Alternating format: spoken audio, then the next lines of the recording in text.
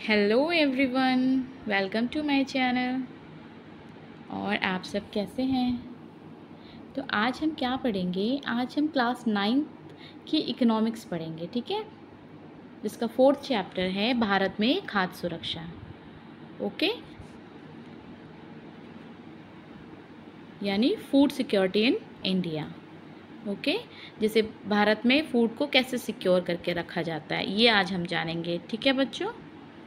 Okay, तो आज हम इसका पहले अवलोकन से शुरू करते हैं।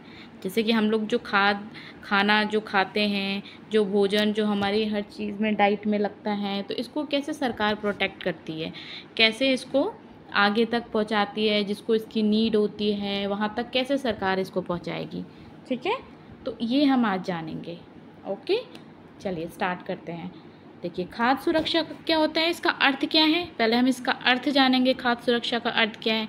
देखिए, जैसे सभी लोगों के लिए सदैव भोजन की उपलब्धता, पहुंच और उसे प्राप्त करने का सामर्थ्य है। जब भी अनाज के उत्पादन या उसके वितरण की समस्या आती है तो सहज ही निर्धन परिवार इससे अधिक प्रभावित होता है ना। जैसे कि हमने देखा है कि जो अनाज के उत्पादन या उसके वितरण की जब समस्या आती है तो क्या होता है, जो निर्धन परिवार होता है उसे बहुत दिक्कत होती है ना। देखिए, खाद्य सुरक्षा सार्वजनिक वितरण प्रणाली। खाद्य सुरक्षा में क्या क्या आएगा, आप इस खाद्य सुरक्षा का जो चैप्टर इसमें क्या क्या पढ़ेंगे, जैसे सार्वजनिक वितरण प्रणाली पढ़ेंगे, है ना। जैसे कि जो खाद्य को ना कैसे सार्वजनिक इसको सॉरी डिस्ट्रीब्यूट कैसे किया जाता है ना, कैसे डिस्ट्रीब्यूट करेंगे जनता में। शासकीय सतर्कता और खाद्य सुरक्षा के खतरे की स्थिति में सरकार द्वारा की गई कार्यवाही पर निर्भर करती है, ठीक है। अब हम आगे देखते हैं खाद्य सुरक्षा क्या है। ये तो हमने एक अवलोकन पढ़ लिया, खाद्य सुरक्षा क्या है, कि खाद्य सुरक्षा में हमें क्या करना होता है, सरकार क्या क्या करती है खाद्य सुरक्षा को, जो हमारा फूड है उसको कैसे जनता तक पहुंचाती है ना, वो हमने पढ़ लिया। अब हम आगे देखेंगे खाद्य सुरक्षा का एक तरह से परिभाषा क्या है ना, डेफिनेशन क्या है। देखिए, जीवन के लिए भोजन उतना ही आवश्यक है जितना कि सांस लेने के लिए वायु। लेकिन खाद्य सुरक्षा मात्र 2 जून की रोटी पाना नहीं है, बल्कि उससे कहीं अधिक है ना। खाद्य सुरक्षा जो होता है, खाद्य की सुरक्षा करना, इसका मतलब ये नहीं है कि हमें 2 टाइम की रोटी मिल जाए तो वो खाद्य सुरक्षा कहलाएगी, नहीं। खाद्य सुरक्षा यानी कि हमारे फ्यूचर के लिए कैसे खाद्य को सुरक्षित रखा जाता है। देखिए, खाद्य सुरक्षा के लिए निम्नलिखित आयाम हैं। खाद्य सुरक्षा के लिए निम्नलिखित बातें बताई गई हैं इसमें। देखिए, क्या क्या बातें बताई हैं ये देखेंगे हम। क, ख और ग, ये 3 बातें बताई गई हैं, ये हम पढ़ेंगे। एक सेकेंड, ये थोड़ा डिस्टर्बेंस हो रहा है, रुको। हाँ, खाद्य सुरक्षा का तात्पर्य देश में खाद्य उत्पादन, खाद्य आयात यानी खाद्य का इंपोर्ट होता है ना, और सरकारी अनाज भंडारों में संचित पिछले वर्षों के स्टॉक से है, ठीक है। ये देखो, बिल्कुल क्लियर डेफिनेशन बता रहा है आपको कि खाद्य उपलब्धता का तात्पर्य क्या होता है। जैसे खाद्य का उत्पादन करना और खाद्य को मतलब मंगाना, है ना, अदर कंट्रीज से भी हमें बहुत सारी चीज़ें चाहिए होती हैं। और सरकारी अनाज भंडारों में संचित, जो हमारा अनाज भंडार होता है उसमें संचित पिछले वर्षों के स्टॉक से हैं, जो पिछले वर्ष का जो स्टॉक है उससे भी है, ठीक है। ओके, आगे बढ़ते हैं। ख में क्या है, पहुंच का अर्थ है, मतलब इस जो खाद्य सुरक्षा है इसकी पहुंच का क्या अर्थ है कि खाद्य प्रत्येक व्यक्ति को मिलता रहे। जो खाद्य होता है ना, खाद्य यानी जो हमारी खाद्य सामग्री होती है, खाना है ना, ये सब जो हमें देखिए आगे देखते हैं। सामर्थ्य का अर्थ है कि लोगों के पास अपनी भोजन आवश्यकताओं को पूरा करने के लिए पर्याप्त और पौष्टिक भोजन खरीदने के लिए धन उपलब्ध हो, है ना। जैसे क्या होता है, भोजन की उपलब्धता को पूरा करने के लिए पर्याप्त और पौष्टिक भोजन खरीदने के लिए हमें धन की भी उपलब्धता होनी चाहिए। धन होगा तभी तो हम ये सब चीज़ें खरीदेंगे। किसी देश में खाद्य सुरक्षा केवल तभी सुनिश्चित होती है जब सभी लोगों के लिए पर्याप्त धन उपलब्ध हो, है ना, सभी लोगों के लिए पर्याप्त खाद्य उपलब्ध हो, सभी लोगों के पास स्वीकार्य गुणवत्ता के खाद्य पदार्थ खरीदने की क्षमता हो और खाद्य की उपलब्धता में कोई बाधा ना हो। ओके, खाद्य सुरक्षा क्यों चाहिए हमें? ठीक है, वैसे तो हम सब जानते हैं इस चीज़ को, लेकिन एक डेफिनेशन के तौर पे हमें बताया गया है कि खाद्य सुरक्षा हमें क्यों चाहिए। वैसे तो हमें पता है कि अगर हमें ये हमारी खाद्य सुरक्षा जो हमारे फ्यूचर तक के लिए अगर सरकार उसको नहीं सेव करके रखेगी तो हमें क्या क्या दिक्कतें आ सकती हैं, ये तो हम ऐसे ही वर्बली समझ सकते हैं इस चीज़ को, लेकिन ये हम डेफिनेशन में पढ़ते चलेंगे जो कि और भी क्लियर होता चलेगा हमें, है ना। देखिए, समाज का अधिक गरीब वर्ग तो हर समय खाद्य असुरक्षा से ग्रस्त हो सकता है।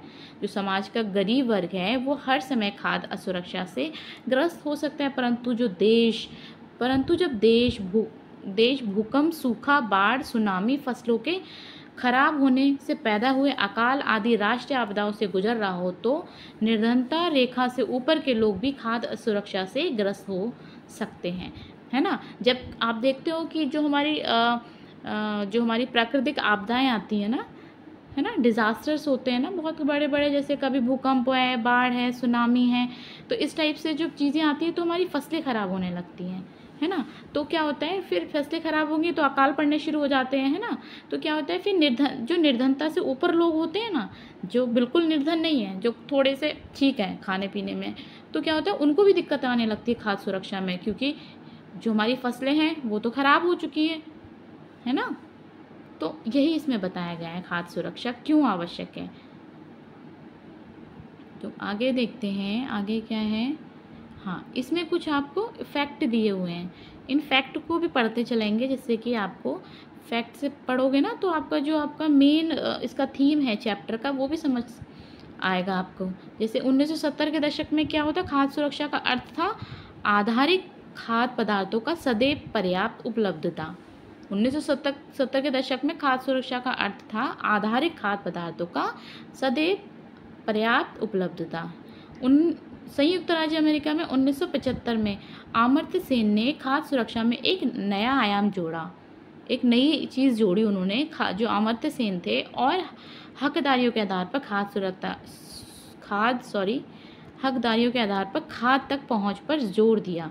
हकदारियों का अभिप्राय राज्य या सामाजिक रूप से उपलब्ध कराई गई अन्य पूर्तियों के साथ साथ उन वस्तुओं से है जिनका उत्पादन और विनिमय बाजार में किसी व्यक्ति द्वारा किया जा सकता है। तदनुसार खाद्य सुरक्षा के अर्थ में काफ़ी परिवर्तन हुआ। उसके बाद जो खाद्य सुरक्षा का जो कॉन्सेप्ट है उसमें काफ़ी चेंजमेंट आना शुरू हुआ।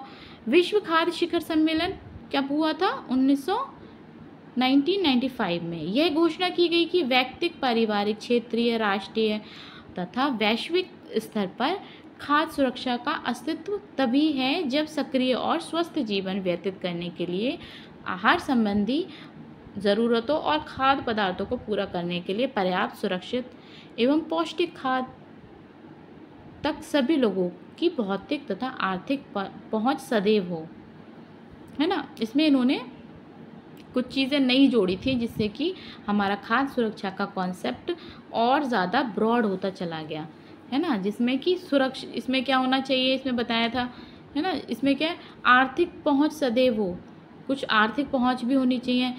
खाद्य सुरक्षा कृषि संगठन 1996 में पुष्ट 3 में इसके अतिरिक्त घोषणा में यह भी स्वीकार किया गया था कि खाद्य तक पहुँचने क्या क्या स्वीकार किया गया था, खाद्य तक पहुंच बढ़ाने में निर्धनता का उन्मूलन किया जाना परम आवश्यक है। देखिए, खाद्य तक पहुंच बढ़ाने में निर्धनता का उन्मूलन किया जाना भी परम आवश्यक है। अगर वो खाद्य तक पहुंचेंगे तो उनकी जो निर्धनता है ना वो अपने आप ही थोड़ी कम होती चली जाएगी। किसी आपदा के समय खाद्य सुरक्षा कैसे प्रभावित होती है, अब हम इसमें जानेंगे कि आपदा जो आती है ना, आपदा के समय खाद्य सुरक्षा कैसे प्रभावित हो सकती है। तो किसी प्राकृतिक आपदा जैसे सूखे के कारण खाद्यान्न की कुल उपज में गिरावट आती है ना। जैसे क्या होता है, जब प्राकृतिक आपदा आती है तो सूखे के कारण खाद्यान्न की जो उपज होती है उसमें गिरावट आती चली जाती है। इससे प्रभावित क्षेत्रों में खाद की कमी भी हो जाती है। खाद की कमी के कारण कीमतें भी बढ़ जाती हैं। अब खाद की कमी हो जाती है तो क्या होता है, बाज़ार में उसकी कीमतें भी बढ़ने लगती हैं। कुछ लोग क्या करते हैं, ऊंची कीमतों पे खाद्य पदार्थ तो नहीं खरीद सकते। जो कुछ लोग होते हैं, जो हमारे किसान होते हैं, वो ऊंची कीमतों पे पदार्थ नहीं खरीद सकते ना, खाद्य पदार्थ। अगर यह आपदा अधिक विस्तृत क्षेत्र में आती है या अधिक समय तक बनी रहती है तो भूखमरी की स्थिति पैदा हो जाती है ना। ये भी हम सब समझते हैं इस चीज़ को कि अगर कोई भी आपदा है बहुत टाइम तक रहेगी तो क्या होगा, भूखमरी होने लगेगी। जब कि कुछ पैदा ही नहीं हो रहा है ज़मीन में तो भूखमरी तो होनी है ना। तो व्यापक भूखमरी से अकाल की स्थिति बन सकती है। जो व्यापक भूखमरी होती है उससे अकाल की स्थिति बन सकती है। ज़्यादा बड़ी भूखमरी होगी तो अकाल आने लगेगा, है ना। तो इस वजह से क्या होता है, सरकार क्या करती है, खाद की सुरक्षा करके रखती है ना। जैसे कि दिक्कत आती है लोगों को तो देती है सरकार, उनको उस चीज़ को प्रोवाइड करती है। देखिए आगे हम देखते हैं खाद में, भारत में खाद्य सुरक्षा। अकाल के दौरान बड़े पैमाने पर मौतें होती हैं जो भूखमरी तथा विवश होकर दूषित जल या सड़े भोजन के प्रयोग से फैलने वाली महामारियों तथा भूखमरियों से उत्पन्न कमजोरी से रोगों के प्रति शरीर की प्रतिरोधी क्षमता में गिरावट के कारण होती है। भारत में क्या होता है, जो सबसे भयानक अकाल पड़ा था, कब पड़ा था, 1943 में। कब पड़ा था, ठीक है। ये थोड़ा सा आप लोग को ध्यान रखने की ज़रूरत है। जब हमारे क्वेश्चंस आते हैं तो क्या होता है, ऑप्शंस में भी ये ईयर दिए होते हैं ना, तो आप देखोगे कब आई थी सबसे भयानक अकाल, कब पड़ा था, 1943 में। बंगाल का अकाल था। ओके आगे बढ़े। इस अकाल में भारत के बंगाल प्रांत में 30 लाख लोग मारे गए थे। कितने, 30 लाख लोग। सबसे भयंकर अकाल पड़ा था 1943 में। क्या आपको मालूम है कि बंगाल के अकाल में सबसे अधिक कौन लोग प्रभावित हुए थे। चावल की कीमतों में भारी वृद्धि से खेतीहर मजदूर, मछुआरे, परिवहन कर्मी और अन्य अनियमित श्रमिक सबसे अधिक प्रभावित हुए थे। इस अकाल में सबसे अधिक वही मरे थे, है ना। इस जो अकाल पड़ा था इसमें जो मछुआरे मजदूर लोग थे, इन्हीं को सबसे ज़्यादा दिक्कत हुई थी। बंगाल प्रांत में चावल की उपज। अब हम ये वाला जो हमारा ये है ना सारणी, ये हम अपने नेक्स्ट वीडियो में देखेंगे, ठीक है। ओके अगर आपको उसमें कुछ भी पसंद आए, आपको कुछ समझ आ रहा है, कुछ चीज़ आपके कॉन्सेप्ट क्लियर हो रहे हैं तो क्लास को आप लोग कहीं भी शेयर कर सकते हो, अपने फ्रेंड्स में लाइक कर सकते हो। अगर कुछ समझ नहीं आया तो आप कमेंट करके बता सकते हो। ओके चलिए नेक्स्ट क्लास में मिलते हैं और नेक्स्ट वीडियो में नेक्स्ट कॉन्सेप्ट हम क्लियर करते हैं। ओके ठीक है, थैंक यू।